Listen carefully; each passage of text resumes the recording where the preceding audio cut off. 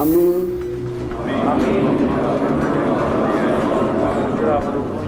সংসদ সদস্য নির্বাচিত হইয়া দৃঢ়ভাবে ঘোষণা করিতেছি যে শপথ নিলেন বিএনপির এমপিরা। সংসদীয় দলের সভায় নেতা নির্বাচিত তারেক রহমান।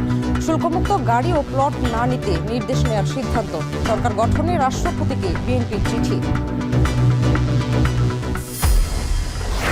আমি সংবিধান সংস্কার পরিষদ সদস্য হিসাবে সশ্রদ্ধ চিত্তে শপথ করিতেছি যে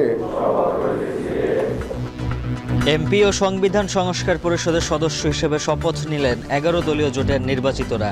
বিএনপি একটি শপথ নেয় মন্ত্রিসভার শপথ বয়কটের ঘোষণা এনসিপির।